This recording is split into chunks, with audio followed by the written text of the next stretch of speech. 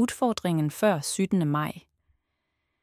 Den største glæden i livet er at være til glæde for andre. Henrik Ibsen. Jeg og min veninde Karin havde akkurat sat os ved vinduet på vort favoritcafé i Bergen. Næste måned er det min tur til at have filmklubben hjemme hos mig, sagde jeg. Jeg har virkelig ikke lyst til at forberede alt. Jeg forstår, svarede Karin.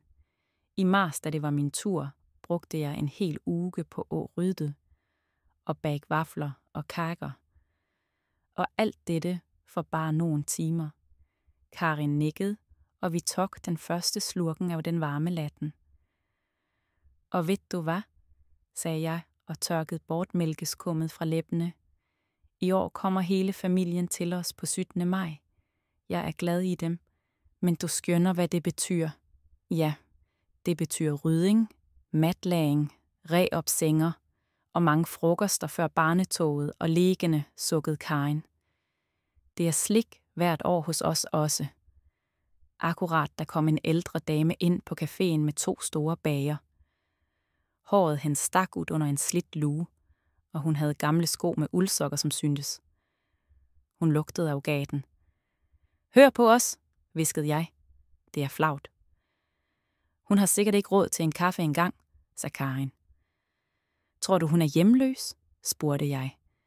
Karin trak på skuldrene, tog frem lommebogen og gik til kassen. Hun købte en kaffe og en kanelbolle til damen. Damen smilte og viste nogen for tænder i igen. Jeg hørte Karin spørge, om hun ville sige det hos os, men damen ristede på hovedet og satte sig i en stol ved vinduet. Det var rigtig gjort, sagde jeg, da Karin kom tilbage. Karin himlede med øjnene. Jeg følte mig bare lidt skyldig.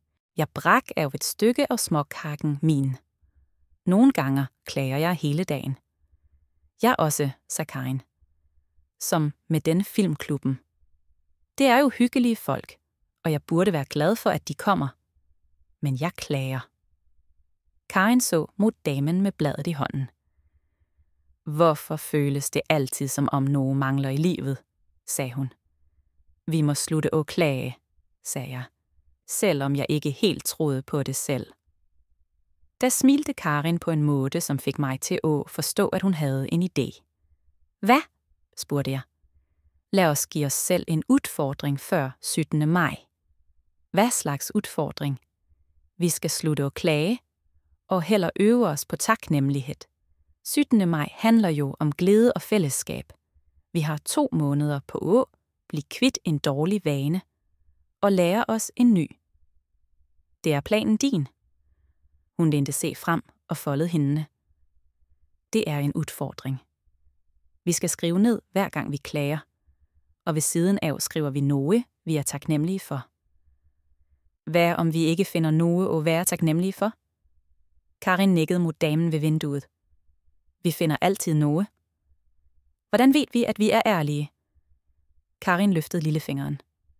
Jeg himlede med øjnene, men rakte frem min. Udfordringen er accepteret, sagde jeg. Det var 1,5 måned igen til 17. maj. Ville vi klare det? Næste morgen tog jeg frem frokostblandingen og så, at mælken var tom. Jeg hater at spise tørre cornflakes, mumlede jeg, og skyndte, at jeg startede dagen med en klage. Flot, sagde jeg til katten. Klager allerede fra morgenen. Den andre klagen kom fort. Hvorfor finder jeg aldrig nøglerne mine? Sagde jeg, mens jeg lette i skuffen. Og så kom den 3.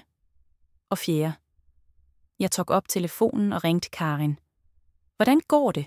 Spurgte hun med glad stemme. Jeg har klaget helt siden jeg vågnede, sagde jeg. Det er vanskeligt, jeg ved. Mikkel glemte at sætte på kaffetraktoren, og jeg måtte vente evigheder på kaffen. Skrev du det ned?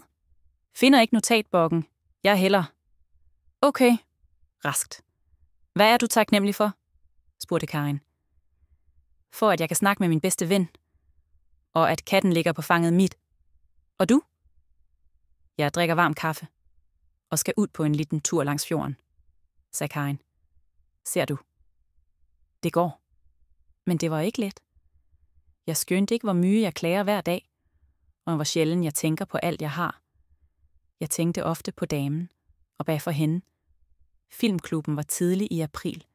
Jeg ryddede, lagde mat og klage.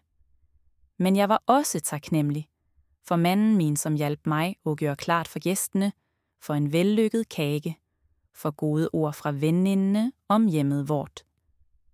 Etter hvert stod det mere taknemmelighed end klager i notatbokken. Karin sagde det samme. Vi klage fortsat, men mindre. Det blev mere glæde. Mandagen etter 17. maj mødtes vi igen på caféen, drak kaffe og delte, hvad vi havde skrevet. Det er rart, sagde Karin. Når jeg klager, er det mere for at løse problemet end at sutre. Og jeg tænker bedre om livet, sagde jeg og tog en slurk latte. Vi burde være taknemmelige for den damen. Ja, sagde Karin. Helt enig. Hvis du likte historien hvor, venligst abonner på kanalen og tryk på liker. Fremover kommer vi til 8 dele end af flere varme historier om kærlighed og venskab.